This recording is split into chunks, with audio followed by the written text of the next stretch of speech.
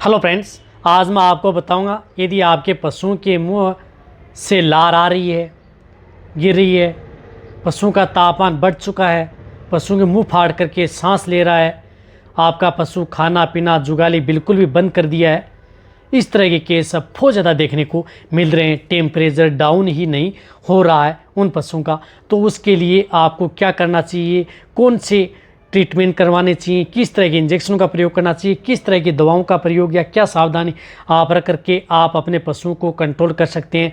वरना इस तरह की दिक्कत से पशुओं की मौत भी बहुत ज़्यादा हो रही है जब पशुओं में टेम्परेचर कंट्रोल नहीं हो रहा है। देखो, इस तरह की दिक्कत क्यों होती है पूरी डिटेल से बताया जाएगा। वीडियो को स्किप करके मत देखना, वीडियो को पूरी देखना। वीडियो पूरी देख लेंगे आज आपको पूरा प्रॉपर नॉलेज मिल जाएगा। देखो, बहुत इस तरह की मेरी वीडियो बनी हुई भी हैं, बहुत सी मैंने वीडियो बनाई भी हैं। यदि पशुओं का तापमान बढ़ जाए तो क्या इलाज करना चाहिए, किस तरह से आप उसे बचा सकते हैं, किस तरह से आप इसका कंट्रोल कर सकते हैं। एक और मैं बताना चाहता हूं कि जब भी यदि आप अपने पशुओं को यदि टेम्परेचर हाई होने से बचाना है तो सबसे पहले आप अपने पशुओं को इन चीज़ों का ध्यान रखना ही रखना होगा। एक तो आप अपने पशुओं की डिवर्मिंग है वह प्रॉपर आपको करवानी होगी यदि इनसे बचाना है तो। डिवर्मिंग यदि आप अपने पशुओं से, वो प्रेग्नेंट एनिमल्स हो या नॉन प्रेग्नेंट हो, उन पशुओं की पेट के कीड़े मारने की दवा आपको ज़रूर देनी होगी। और दवा देने के बाद में आप अपने पशुओं का जो कंटिन्यू जो मिनरल मिक्सर है वह आप अपने पशुओं का स्टार्ट करता ही रहना होगा। लेकिन जैसे ही वेदर चेंज होता है तो चाहे आप मिनरल मिक्सर दो, फिर भी आपके पशुओं में इस तरह की दिक्कतें हो जाती हैं। लेकिन ये ज़्यादातर दिक्कतें हैं वो बहुत ही ज़्यादा दूध देने वाली जो गाय है, भैंस है, उसके अंतर्गत बहुत ज़्यादा देखने को मिलती हैं। जो जिस तरह से मुंह फाड़ के सांस लेना, बिल्कुल भी आपका पशु को खाने का मन नहीं करता है, खड़ा नहीं हो पाता है, बैठ जाता है, इस तरह की दिक्कत उन पशुओं में ज़्यादातर देखने को मिलती है। तो उसके बचाव के लिए आप अपने पशुओं को अच्छी ठंडी जगह आप अपने पशुओं को रखें। दिन में 3 से 4 बार उन पशुओं को नहलाएं। बीच बीच में उसको अंदर बर्फ़ का छिड़काव भी किसी कपड़े में लेकर के उनके शरीर के ऊपर आप करते रहें ताकि उनकी बॉडी का जो टेम्परेचर है वह लेवल बना रहे। ऐसी बातें मैं आपको कई वीडियो में बता चुका हूँ। इस वीडियो में इसलिए बताइए ताकि जो नए यदि देखते हैं उन्हें इस वीडियो के अंदर ही प्रॉपर नॉलेज लेना है तो वो भी ले सकते हैं।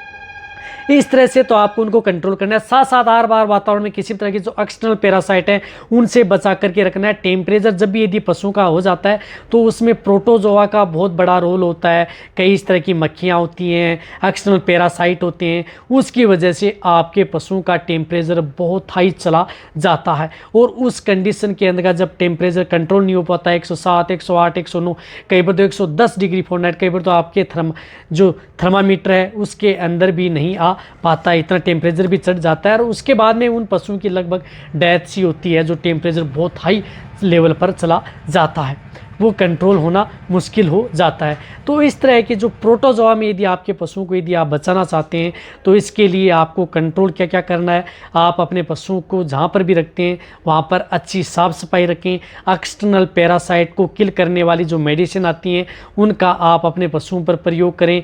आप अपने पशुओं के समय पर डिवर्मिंग कराएँ। अच्छा मिनरल मिक्सर भी आप अपने पशुओं को देते रहें।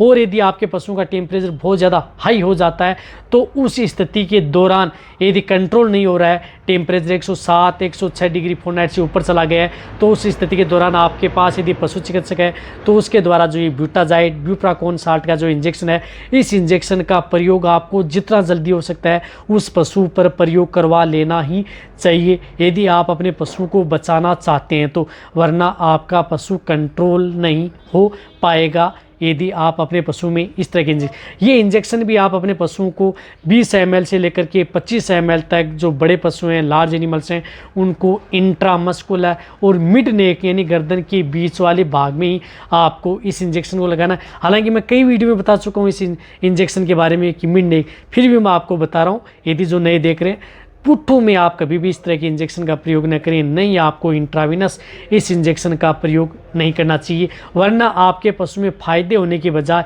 आपके पशुओं का नुकसान भी हो सकता है। न्यूरो डिजीज़ में जा सकता है, आपका पशु कोमा में भी जा सकता है यदि आप गलत एंगल से इस तरह के इंजेक्शन का प्रयोग करेंगे।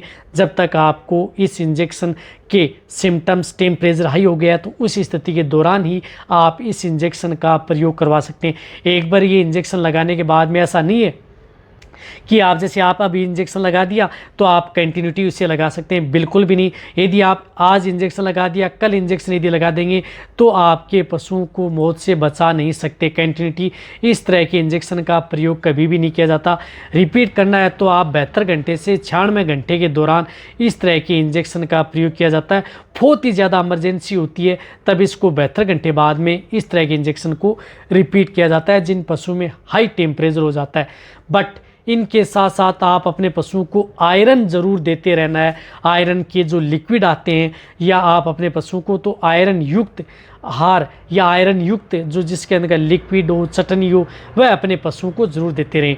इस तरह सार्कोफेरोल है और भी बहुत इस तरह के आते हैं, आरबीसी रक्त, बहुत इस तरह के आते हैं जो मैंने वीडियो में बताई है, वह आप अपने पशुओं को ज़रूर साइड थेरेपी के तौर पर अपने पशुओं को स्टार्ट रखना है। साथ साथ आप अपने पशुओं में जिस प्रकार से किसी भी तरह की कोई डेफिशिएंसी न हो तो अच्छा हरे चारे का प्रयोग आप अपने पशुओं में करवाना। इस तरह के रोग यदि आपके पशु में हो गए तो उन पशुओं में सूखे चारे की बजाय हरा चारा चाहे आपको कहीं से भी खरीद के लाना पड़े, यदि नहीं हो रहा है तो बचाव के लिए, तो आप अपने पशुओं को बचा सकते हैं इस तरह की बड़ी बीमारियों से, और आप अपने पशुओं को कंट्रोल भी कर सकते हैं। अन्यथा आप अपने पशुओं को नहीं तो कंट्रोल कर सकते हैं, नहीं आप अपने बचा सकते हैं, जब तक यदि आप उसका सही ट्रीटमेंट, सही डायग्नोसिस नहीं कर पाएंगे। तो इस तरह की यदि दिक्कत यदि आपके पशु में हो जाती है तो आपके पास यदि अच्छा जो चिकित्सक है, वेटेरिनियन, जिन्हें अच्छा नॉलेज हो, जो डायग्नोसिस अच्छा करता है, तो उनकी सलाह आपको ज़रूर ले लेनी चाहिए।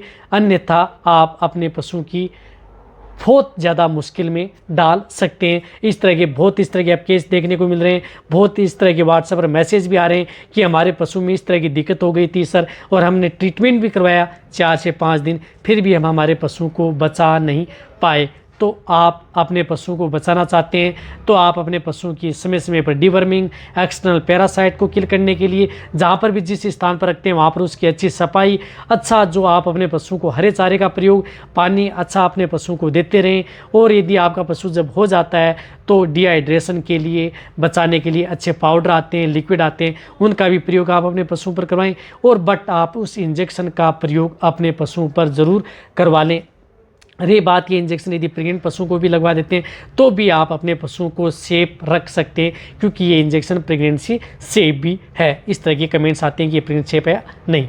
देखो वीडियो अच्छी लगी नीचे से कमेंट में लिखिए। जो मेरे नए चैनल है उनका लिंक आपको डिस्क्रिप्शन में दिया गया है, वहाँ पर भी बहुत ही अच्छी और समय पर प्रॉपर नॉलेज मिलती है, तो उनको भी जाकर के आप सब्सक्राइब कर लें। और मेरी इस वीडियो को जितना हो सकता है आप वेटरनरी स्टैंड, पशुपालक के साथ आप जितना हो सकता है आप शेयर कर दें, क्योंकि इस चैनल पर आपको सही सटीक जानकारी आपको इस चैनल पर समय समय पर ऐसे ही मिलती रहेंगी। इसी तरह से वीडियो देखते रहें, इसी तरह से आप मेरे को प्यार देते रहें। थैंक्स, धन्यवाद।